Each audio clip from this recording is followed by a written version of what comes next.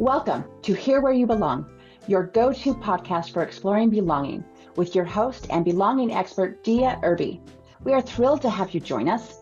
Together, we'll dive into the depths of what it means for each of us to find our own place in the world, whether it's within our communities, our relationships, or within ourselves.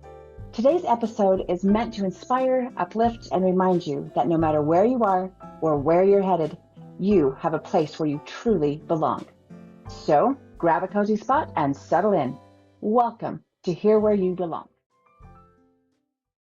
Hello, awesome belongers. Welcome home to Here Where You Belong. I have someone amazing for you to meet today. She has a key to transformative power and is making a global difference. I'm Dia, your host. Get ready to be inspired and blessed. Let's welcome Dr. Deborah Heiser. Hey, Deborah. Hey, thanks for having me on your show. I'm so excited to be here. We're so glad you're here. Now, I've got a bit more to tell you about our guest today.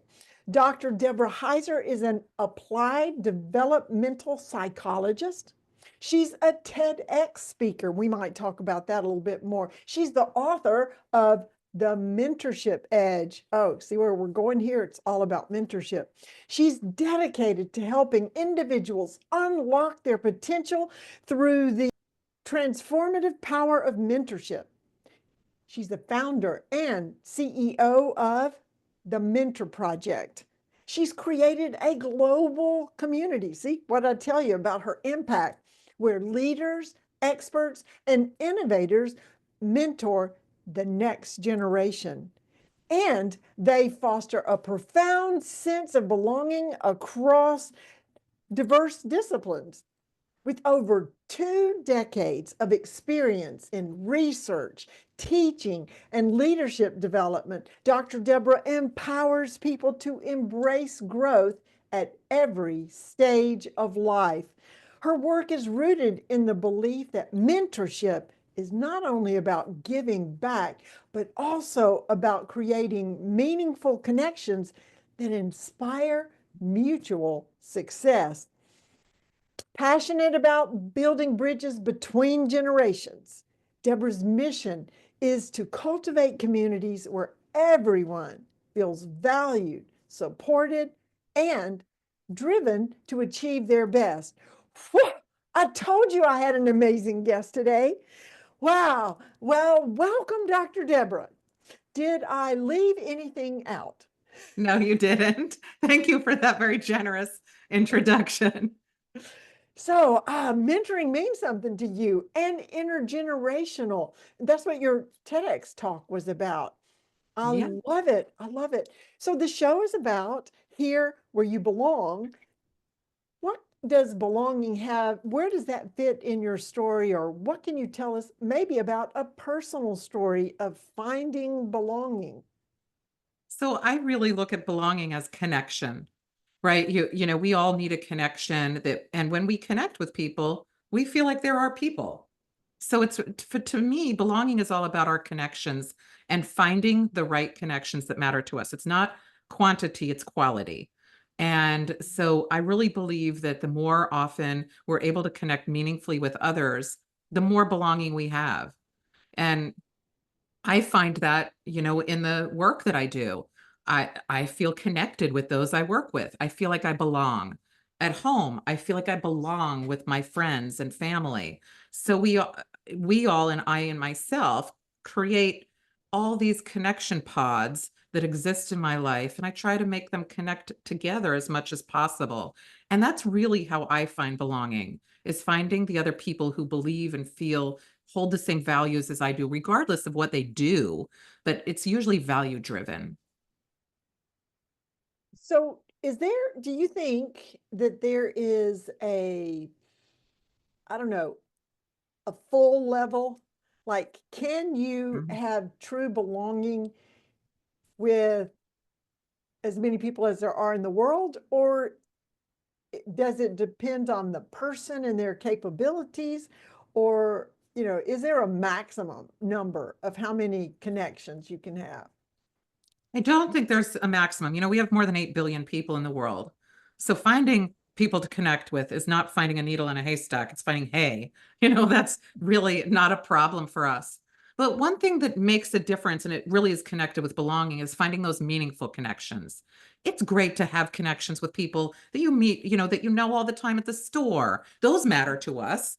Mhm. But it's the ones that we call when we have something great that happens. That person isn't going to get jealous of us. They're not going to feel like, oh my gosh, I feel intimidated by that. Also, the person that we call when we need something because something didn't go well. That's a little different. Those are the ones that I think of are really important for belonging. But we do need the community as well, if you think about it. So can the connections go out as far as we want? Yes. We should be connecting with everybody in terms of, should you just walk into a store and ignore the person that you're interacting with? No. We should be connecting at a level. Does that mean that that has to be your deep, meaningful, connected person? No. What we should look for are levels. And it's just like when we meet a friend, we could meet the most amazing person that walks by. That might not be our person. That's somebody else's person. But we could meet up with somebody and that is our person. We should be looking for who is it that we feel belongs to us and that we feel connected with. So do you have any tips, or I guess not criteria, but say there's an introvert that is not very well connected. What would you tell them about how they can find someone, or what to do, or how to connect with someone if that's just not in their wheelhouse? So what I think is amazing that has happened since COVID is that we can connect with people online and we can actually get meaningful connections that way. Like we're And doing right now. exactly, exactly. We're able to find meaning and more belonging in many different places. So you might belong to a group that's online, and that's where you can find your meaning. There are all these ways that people who do feel introverted, or people who are homebound, or people who don't have the ability to get out, maybe they live in a rural area, whatever the reason is, may not be able to go have a physical relationship in terms of connecting with people. But that does not mean that you can't have a meaningful connection with those online. An example of that is we have relatives in Australia and we connect with them how we can, which is online. It's a big blessing to have the ability to connect on Zoom. And so if somebody has a party, a birthday, we can connect that way. And that continues that. It's the feeling, it's our perception of belonging that matters. And so we really shouldn't put on that feeling that it has to be in person all the time. Should we look for those? Yeah, but if you can't get what you can get where you can get it. Yeah, that the hug in person feels good and reassuring, but you can still be connected Yeah. without that. That's good. Yes. I think possibly the tip most is that you said, look for it. Yes. It's, and there was something else you said a little bit earlier about, I believe, either here or in our pre-conversation, about it starts with you, that you belong and you're able to reach out and belong to other people. So, Yes, that's a perception that we hold. Perception is a big deal. So people might say, wow, that person has so many friends, they must not feel lonely. But that person can feel lonely. You can feel lonely in a crowd. That's your perception. Right. So I can't tell you how many people I've met who say, yeah, I go out and I do all sorts of things, but I feel lonely. So, we can't see or know what a person is feeling inside. And feeling like you belong is a feeling you have inside. No one wears a sign that says, I belong. And that's where, we really need to say, this starts with me. If I want to belong, I have the power and control to feel that way because I can go connect with somebody. And if that person's not my person, I'll go connect. I'll connect until I find that person. With 8 billion people in the world, we're going to find our people. even if it's only 3. It's quality, not quantity. Exactly, exactly. And if you're looking inside all the time, oh, I'm so lonely. Oh, nobody wants to be my friend. No, I can't connect with anybody. Well, then you're not going to see anything outside yourself because all you're seeing is inside yourself, right? Yes, and I tell people all the time, what do you have to offer to somebody else? Mm. What is it that you're offering? Are you looking and looking and saying, I'm waiting for this perfect person to come around to connect with? Well, where's your part in it? Are you offering something to them? Are you going to be the ear that they're looking for? Are you Mm. going to be the person that's the champion that says, yay, go you? What is it that you're offering? Most people don't need so much. We need the things that matter to us to feel validated, to feel like we are relevant, that we have some kind of purpose for that person. That's really where, when we think about belonging, those are the things that we want. Nobody wants to walk into a group and say, we tolerate you.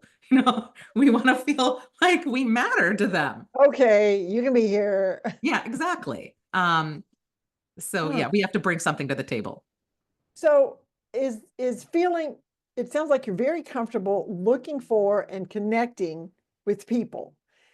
Has that always been the case, or was there, think back when you were in kindergarten.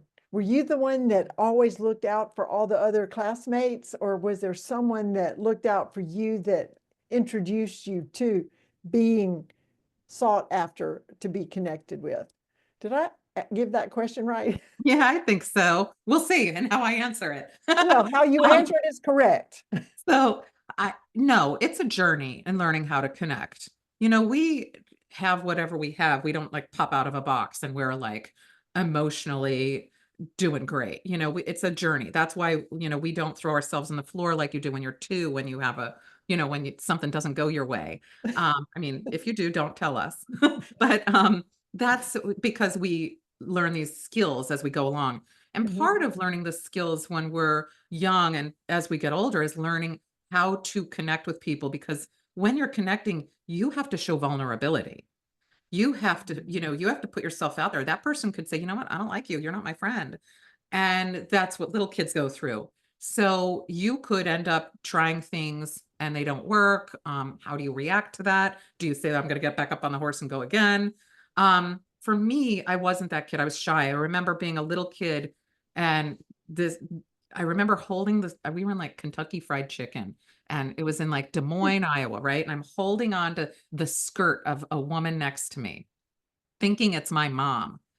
And it wasn't. My mom went and got the order and was leaving. This is like in the 1970 or something. And so she's getting ready to leave and she goes, oh, hey, Debbie, uh, what are you doing over there? And I look up and I'm horrified. I'm holding the skirt of some lady and she was like, oh, she's so cute. I just let her keep holding my skirt. And that, though, is something that when we're young, we're learning how it is we're going to navigate. And as a little kid that felt introverted, I was holding on to somebody in a crowd, as a protective thing. I wasn't the first one that was going to run around and say, hey, be my friend, right? I had to Right. learn how to do that in a way. And I didn't always make friends so easily. We moved as a kid from Iowa to New York. I had to learn a whole new set of social skills like sarcasm and other things that I didn't know about. And so then it was a whole new re-navigation. So people who have any kind of transition, you transition from a job to being retired, you transition from one thing to another, you have to learn a whole new way of connecting again with people because Mhm. it's different wherever we go. Each area that we're in is a little bit different. So I have had to re-navigate that and learn that my whole life, wherever I've gone, different work environments, school environments. And I think everybody else does too, but we don't talk about how it's intimidating. And no matter how much you do it, there's a feeling of vulnerability. Am I going to be accepted? So any tips on how to overcome that vulnerability or just risk it? I think knowing that that's normal is helpful. Ooh, that is Knowing good. that helps me because I know, everybody feels this. You're putting yourself out there and I always tell everybody, what's the worst thing that can happen to you? Are they going to go beat you? Are they going to say, my goodness, you wanted to be my friend? No, nothing terrible is going to happen.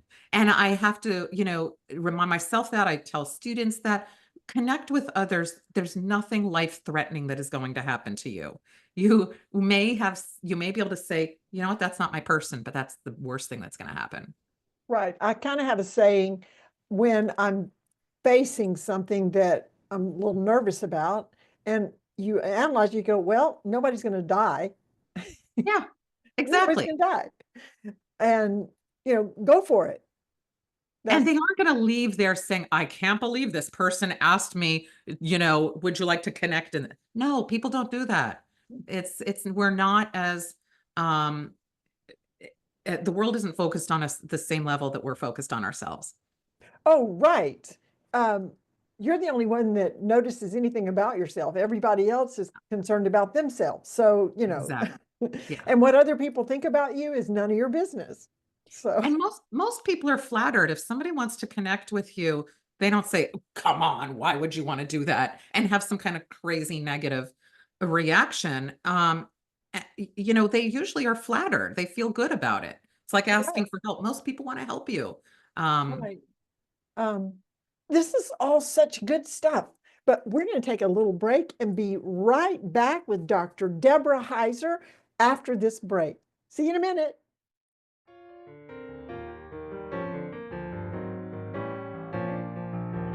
Hey there! Isn't my guest amazing? So glad you joined us today. In this world that often feels disconnected, building community and fostering belonging are essential. That's why I created this podcast, to bring inspiring people to you, to encourage you to create that sense of belonging and community, no matter where you are. If you're being blessed by my guest, and we have some more, like, subscribe, and share this podcast. You know who needs to hear this. Stay connected, stay true to yourself, and always remember, you belong. Now, back to our amazing guest.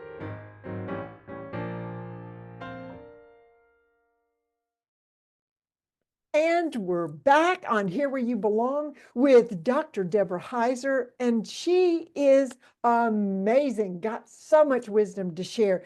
On the second half of our podcast, I asked my guest, what is your greatest accomplishment? What are you most proud of? So, how would you answer that? the first thing I'm most proud of are my kids.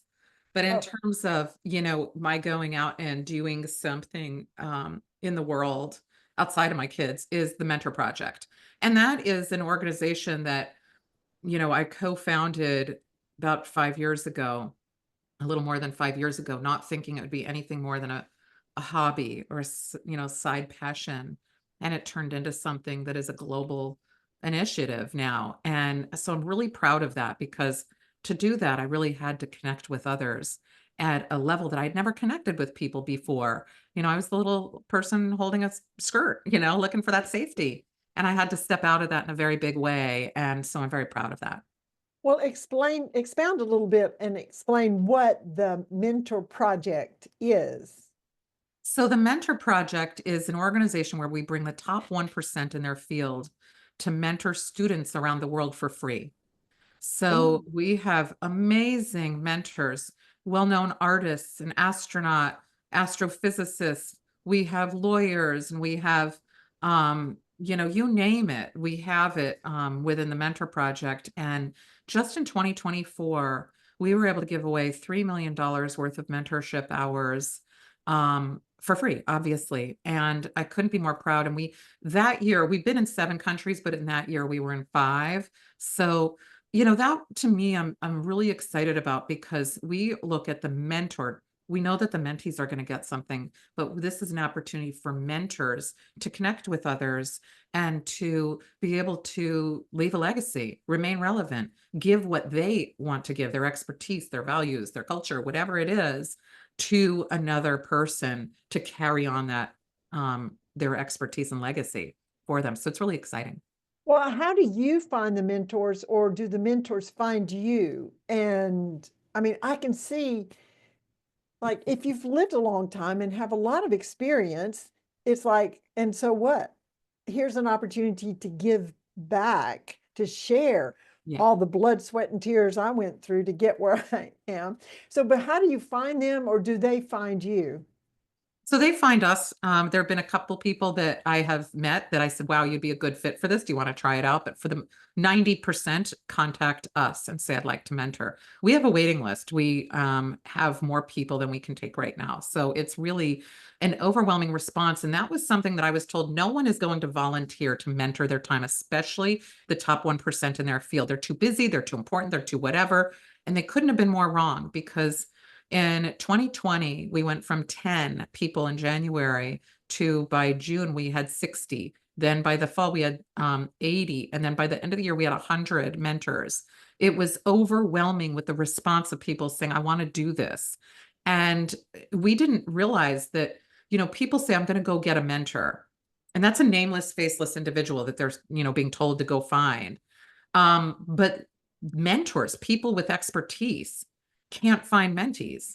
And it's because there's a disconnect. When you have a nameless, faceless person that people are being told to go connect with, they're not able to do that easily because there's nobody that they're looking to. Nobody says go connect with an astronaut. Somebody will say that's impossible. So we formed to make it so that it's possible for mentors and mentees to connect, because mentors' value that we hear from people feels even greater than the mentee, because they get to feel relevant. Imagine like Alan Zweibel, a comedy writer, the first comedy writer for Saturday Night Live. He was like, I want to feel relevant, right? I want to feel like I am still out there in a way that people know what I did and do, and that my craft and what I'm an expert in isn't lost. And so, we have all of these people that I've written about in the book that talk about mentoring, that you'd say, well, that person, they're so connected, they don't need to connect more. And the only thing I've learned is that we crave more and more connections in different areas and in different ways. And people feel a sense of belonging when they have a mentee. People feel a sense of belonging. It makes you feel grounded in what your expertise was. Why did you check all those boxes your whole life? Do they matter in the end? Yeah, they do when you connect with a mentee. Right. It's a legacy. Yeah. It's everything that you've collected gets to be passed on to Yeah. someone. And I'm guessing when those mentees get on up there, that they're going to want to turn around and do the Oh, same for other people. So you're like a dating app. I guess you could say that. In a You way, yeah, we're match, connecting people not for love, but for mentorship. Yeah.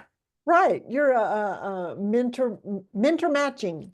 Yeah, we do that, but it's in a way that is it's meaningfully matched. It's not just an AI generated match. Those often don't work. You Right. have to be meaningfully connected with the person. Otherwise, it doesn't work. It's like if I were to say, hey, I'm going to go connect you with this person down the street, and you say, oh, I don't have anything in common with that person. Right. We match. Is that person bad? Are you bad? No, it's just not a good connection. So what's the process? Say if one of my belongers here want to be a mentee, or one of my belongers want to be a mentor, what would the process look like for them? So if you're a mentee, it's free, right? So you click on our button that says become a mentee, and then you have to fill a form out, and you have to be a student.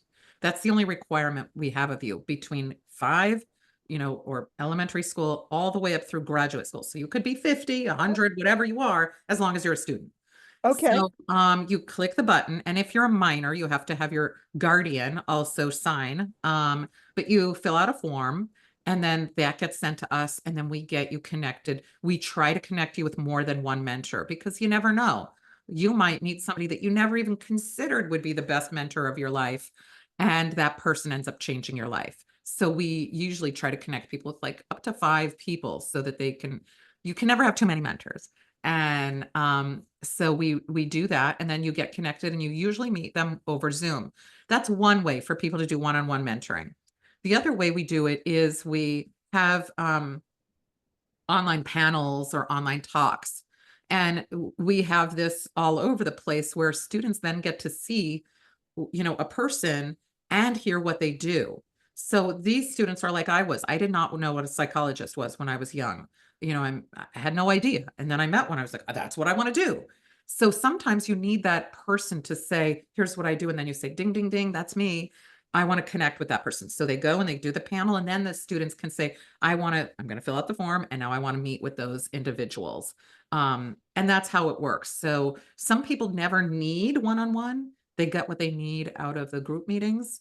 Some people crave it and want a lot of one-on-one with a lot of different people. So, we're really flexible in how we offer that. And our mentors sometimes travel places. So one of our artists, he traveled to Tanzania, small town in called Sharati in Tanzania, and met with a community, and he taught 500 kids cartooning, and then continued with them over Zoom. And he went there twice, 2 years in a row. And now he just went to Brooklyn and did the same thing for kids in Brooklyn. And so sometimes we'll send a mentor somewhere where we know that they can make a big impact with a lot of people. Well, we said you're making a global difference, and that's about as global as you can get. So you mentioned your book, and I also mentioned that you're the author of. Tell me just quickly about your book. Sure. Title, where to find it, and what it is. It's the Mentorship Edge, and you can get it anywhere in whatever form you'd like. It's on Kindle, audiobook, hardcover. So anywhere you buy your book, you can get it. So the book was really put out there because a lot of people misunderstand what mentorship is. They think that it's just a transaction, and really it's a connection, and a deep, meaningful one. So it was to put it out there to say what it is and what it isn't, and how we can all connect in ways that we don't even know. Most of us know of hierarchical, but the most powerful form of mentorship is lateral. And that's where you look to your left or you look to your right, and you're connecting with somebody who's your same level, but they have a different expertise than you. And so you're learning something new from them, and you're taking that in and giving them something new. That's something that happens in the tech world with entrepreneurs, that they don't have somebody above them. It also happens in terms of our personal lives, is that lateral mentoring. So I give examples of how mentoring happens throughout life, examples from the Bible, how it's been forever that we've been doing this, engaging in this, but people don't think of that. It's also, if we think of religion and we think of traditions and values and culture, that's a big, powerful thing that's been passed down for centuries. But most of us don't think of how did we get here with what we have? That was mentorship. That's that line that gets passed down. And, so most people think, well, I need to get one for work. We're not ever known as much for our work as we are for our values and our culture. And those are the things that we generally connect on that make us feel like we belong, right? So think of the last holiday you had. Where did that come from? Is that a tradition? I have my Thanksgiving written out on index cards from my grandmother, who probably got the recipes from her mother. And I make the same thing every year. And if I leave anything out, Thanksgiving without it. right. And so it's the same thing. It's going to probably get passed down to my kids, but that's something that nobody thinks about. They just come to the table, but those smells, everything that you have, those are the powerful things that you get to infuse yourself in for the next generation, that matter to you. So it can be any holiday, it can be your religion, it can be your culture, it can be your values. Every part of the country has different culture, different values, different things that you eat, that you drink, that you believe in, that you express yourself in certain ways. And so you can find that that is probably one of the most powerful ways that you can deliver your mentorship. So you don't need a degree for it. You just need to feel. Right. You just need to have a pulse. Exactly. Exactly. So do you have more of one or the other? Do you have more mentees that can't find a mentor, or more mentors that haven't found a mentee, or is it you just make sure it's pretty balanced? I'll say that there are some mentors that have a specialty that it's going to take a time for somebody to, match up with them, to find them. But we're finding that around the world, there are so many people that are having a problem finding a mentor and finding a mentee. They feel like they don't know how to connect. That's what we are here for. But I'm here to hopefully say, let's make a global movement where we try to connect more with people, because everyone who's a mentor is really around us. We don't have to look far, but we've been sort of told not to look around us, but to look for some elusive individual who's going to change our lives for us. And really, everybody's just around us. We don't have to look very far.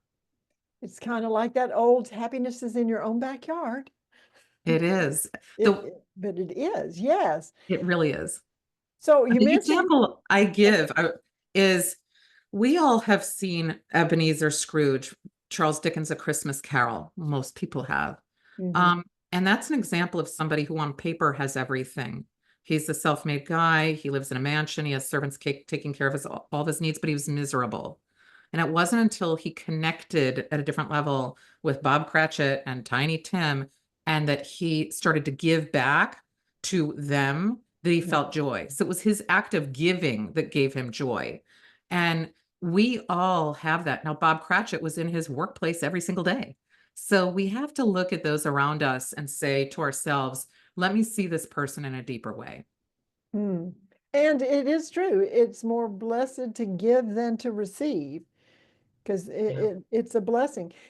And keeping that in mind, if someone wants to give you something, receiving is a gift to them.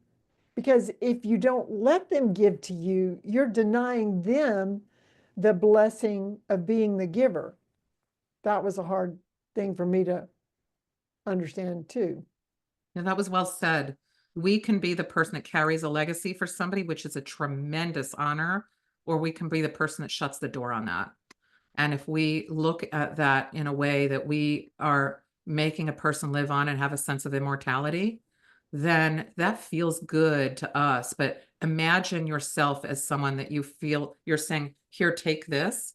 Imagine how terrible it feels. It's like giving a person a gift and they go, I don't want it. Everybody who gives a gift to somebody and they open it and they say, oh, wow, I wanted this. You got me this. There's the two different ways, the two different reactions we can have. We should all be the one that goes, oh, yay, thank you. So, belongers out there, I invite you to look around and see who is wanting to pass on their legacy to you and who is around you, even beside you, that you can pass your legacy on to. So good. Now, right, I have one more thing to ask, and this is so around everything we've said. And I can understand why this quote is your favorite quote. You want to say your quote? Sure. Mentors change lives. Mentors change the world. Yes. And everything that we've just said explains it.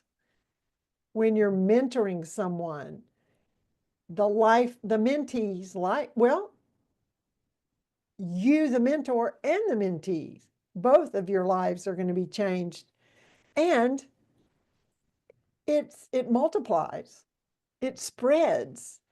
It's like blowing on a dandelion. Yes. It Good goes example. everywhere and it spreads, and that changes the world. It is a global movement, and it's only 5 years old, or 5+. Do you know what's the count now of mentees and mentors, or is that ever changing? We've had more than 100 mentors come through, and we've, I think, touched more than 100,000 students around the world through various ways, not all Right, one-on-one. like the art class Yeah. in wow, such good stuff. So I guess we kind of covered, but what makes you feel like you belong? I feel like I belong when I feel like I make impact with people.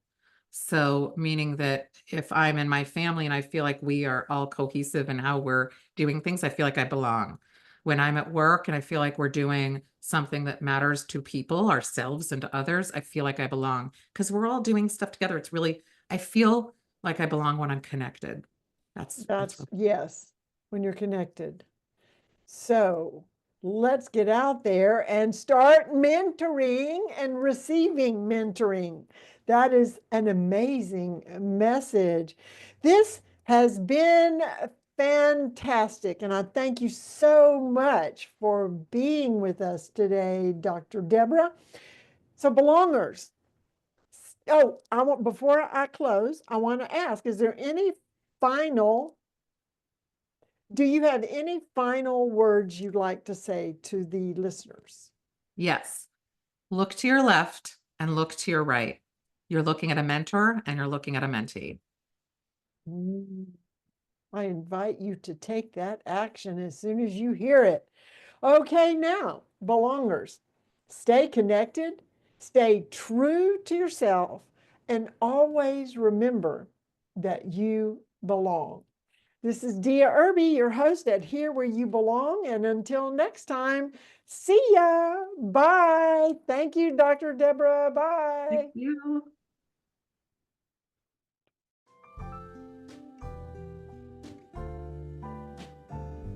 Thanks for tuning in to Here Where You Belong. We hope today's episode has inspired you to embrace the beauty of belonging in your own life. Remember, no matter where you are or where you're headed, you have a place where you truly belong. Join us again next time for more insightful conversations and heartwarming stories. Until then, stay connected, stay true to yourself, and always remember that you belong.